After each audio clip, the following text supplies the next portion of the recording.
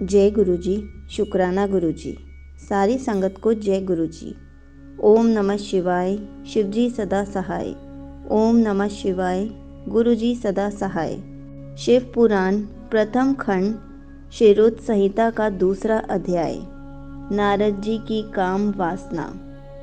सूत जी बोले, हे ऋषियों, एक समय की बात है, ब्रह्मापुत्र नारद जी हिमालय पर्वत की एक गुफा में बहुत दिनों से तपस्या कर रहे थे।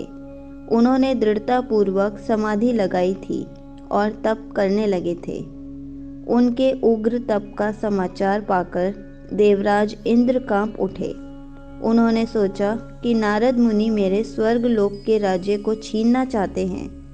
यह ख्याल आते ही इंद्र ने उनकी तपस्या में विघ्न डालने की कोशिश की। उन्होंने कामदेव को बुलाया और कहने लगे, हे कामदेव, तुम मेरे परम मित्र एवं हितैषी हो। नारद हिमाचल पर्वत की गुफा में बैठकर तपस्या कर रहा है। कहीं ऐसा ना हो कि वह वरदान में ब्रह्मा जी से मेरा स्वर्ग का राज्य ही मांग बैठे। अतः तुम वहां जाकर उसका तप भंग कर दो। यह आज्ञा पाकर कामदेव वसंत को साथ ले बड़े गर्व से उस स्थान पर गए और अपनी सारी कलाएं रच डाली।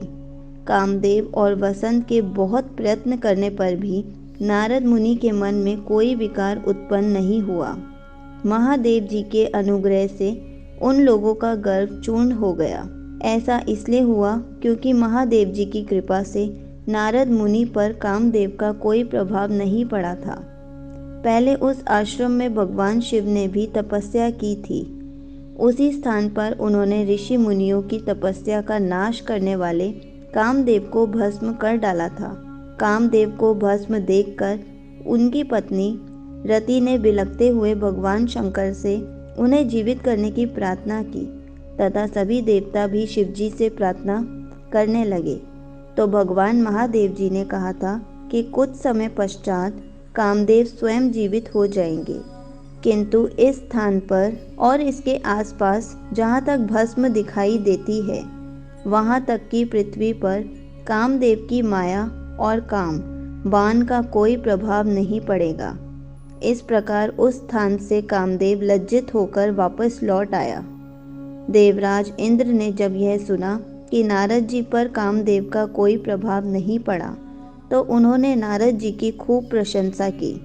भगवान शिव की माया के कारण वे भूल गए थे कि शिवजी के शाप के कारण उस स्थान पर कामदेव की माया नहीं चल सकती। नारद जी भगवान शिव की कृपा से बहुत समय तक तपस्या करते रहे। अपने तप को पूर्ण हुआ समझकर नारद जी उठे तो उन्हें कामदेव पर विजय प्राप्त करने का ध्यान आया। तब उन्हें मन ही मन इस बात का घमंड हुआ कि उन्होंने कामदेव पर विजय प्राप्त कर ली है। इस प्रकार अभिमान से उनका ज्ञान नष्ट हो गया। वे यह समझ नहीं सके कि कामदेव के पराजित होने में भगवान शंकर की ही माया थी। तब वे अपनी काम विजय की कथा सुनाने के लिए शीघ्र ही कैलाश पर्वत पर जा पहुँचे और भगवान शिव को नमस्कार करके अपनी तपस्या की सफलता का समाचार तथा कामदेव पर विजय प्राप्त करने का समाचार कह सुनाया। यह सब सुनकर महादेव जी ने नारद की प्रशंसा करते हुए कहा, हे नारद जी, आप परम धन्य हैं, परंतु मेरी एक बात याद रखना कि यह समाचार किसी अन्य देवता को मत सुनाना, विशेषकर भगवान विष्णु से तो इस बात को कदापि ना कहना। यह वृत्तांत सबसे छिपाकर रखने योग्य है। तुम मेरे प्रिय हो, इसलिए मैं तुम्हें यह आज्ञा देता हूँ कि यह बात किसी के सामने प्रकट मत करना। परंतु वे तो शिव की माया से मोहित हो चुके थे, इसलिए उनकी दी शिक्षा को ध्यान में ना रखते हुए वे ब्रह्मलोक चले गए। वहाँ ब्रह्मा जी को नमस्कार कर बोले, मैंने अपने तपोबल से कामदेव को जीत लिया है। यह सुनकर ब्रह्मा जी ने भगवान शिव के चरणों का चिंतन करके सारा कारण जान लिया तथा अपने पुत्र नारद को यह सब किसी और से कहने के लिए मना कर दिया। नारद के मन में अभिमान के अंकुर उत्पन्न हो गए थे, जिसके फलस्वरूप उनकी बुद्धि नष्ट हो गई थी। वे तो तुरंत विष्णु लोक पहुंचकर भगवान विष्णु को यह सारा किस्सा सुनाना चाहते थे। अतः शीघ्र ही वे ब्रह्मलोक से चल दिए। नारद मुनि को आते देखकर भगवान विष्णु सिंहासन से उठ खड़े हुए। उन्होंने नारद को गले लगा लिया और आदर सहित आसन पर बिठाया। भगवान शिव के चरणों का स्मरण करके भगवान विष्णु ने नारद जी से पूछा, नारद जी, आप कहाँ से आ रहे हैं और इस लोक में आपका शुभागमन किस लिए हुआ है? यह सुनकर नारद जी ने अहंकार सहित अपने तप के पूर्ण होने एवं कामदेव पर विजय प्राप्त करने का समस्त हाल उन्हें कह सुनाया।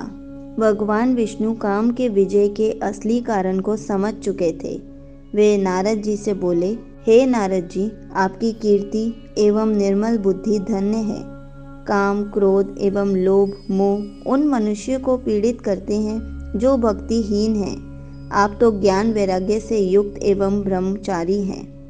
फिर भला यह काम आपका क्या बिगाड़ सकता है? देवर्षि नारद बोले, हे भगवान, यह सब आपकी कृपा का ही फल है।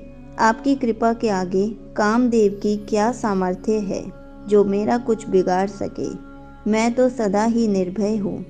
इतना कहकर नारद जी विष्णु भगवान को नमस्कार कर वहाँ से चल दिए। यहीं पर शिव पुराण प्रथम खंड श्रुत संहिता का दूसरा अध्याय समाप्त